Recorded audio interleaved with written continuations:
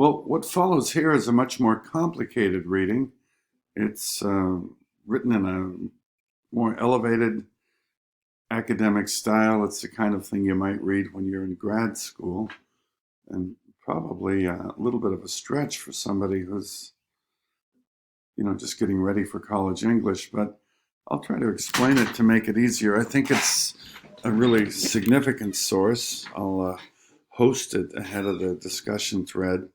So you notice it's about 35 pages long, and we're not going to have to read the whole 35 pages, but let me cruise ahead here. We're starting off at, what page is that? Anyway, 162. I'm going to go ahead to 170. There's a picture of Gaëtan Dugas, by the way, and his, come on, get back here. When is that? Gaëtan Dugas, 1981. Yeah, that's when he had to shave his hair because of the chemotherapy. All right, so let's go into Gaëtan Dugas here. It's really a great study here, but it talks about how Schultz kind of intersected with Gaëtan Dugas. And in 1987, in The Advocate, a gay publication, he says, he was the one person in the book I wasn't looking for. He just appeared. Everywhere I turned in doing research, his figure arose. And so Schultz had heard about Patient Zero for quite some time, but nobody would give him Gaëtan Dugas' name because of the confidentiality that doctors must keep with their patients. So Bill Darrow, who's responsible for the cluster study, on page 148, you want to read this part. It's highlighted in the PDF. And he pretty much is unequivocal. There's the cluster study. And he's very clear that, Patient Zero, that's not a name I wanted anything to do with. It just didn't make sense. And then as we follow along, we talk about the early incubation period. They thought was 8 to 10 months. And as you know from reading chapter 55, pages 551, 2, and 3, Schultz knew darn well that it was quite a different story. But he loved the idea of Patient Zero. He thought, oh, that's catchy. Because he's writing a book, and having a villain is really cool. Having somebody who started the epidemic. God, who doesn't want to read about that? And so he pretty much brought Gaëtan Dugas in as a villain.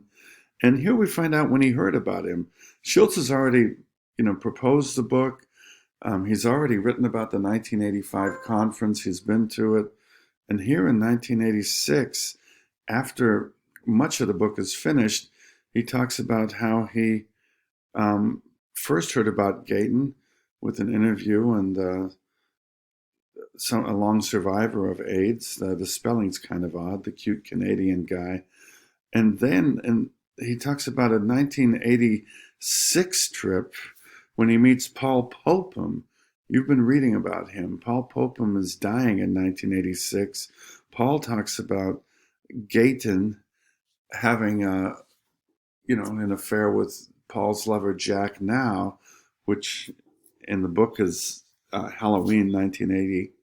And then Paul is now dying, and Schultz somehow gets it in his mind that Gaëtan infected Jack, who infected Paul, and that Gaëtan, he can just see in Paul Popham's dying in 1986, the lineage of Gaëtan's villainy, that another person he killed. So it's that's what we get, as we get this sociopath here, leaving his legacy all over the United States. And so this is really kind of an exciting thing. And they talk about how Schultz originally had a character called the Epidemic. And then when he discovered Gaëtan Dugas, he recreated Dugas as a character, the villain.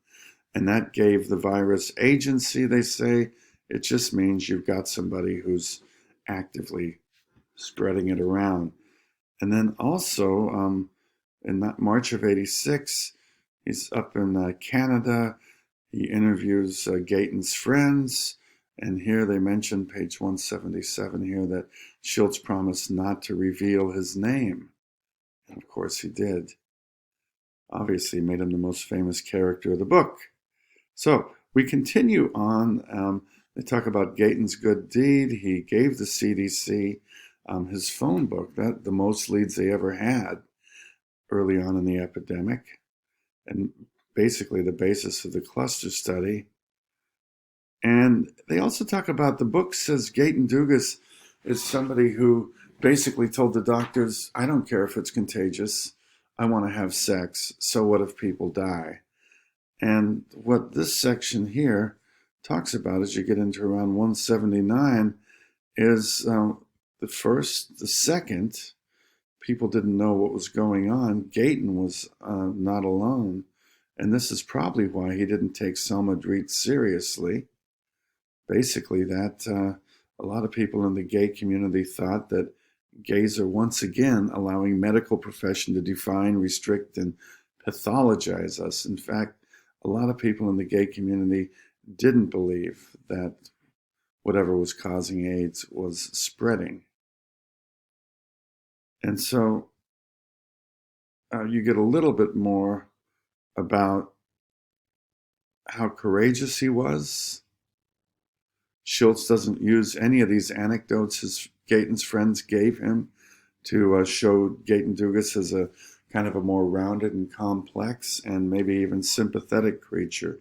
He only took the things and twisted them to make him look really sinister. And so here's how Gayton was, what his life was in Vancouver, and people identified him as the AIDS guy, and he was harassed.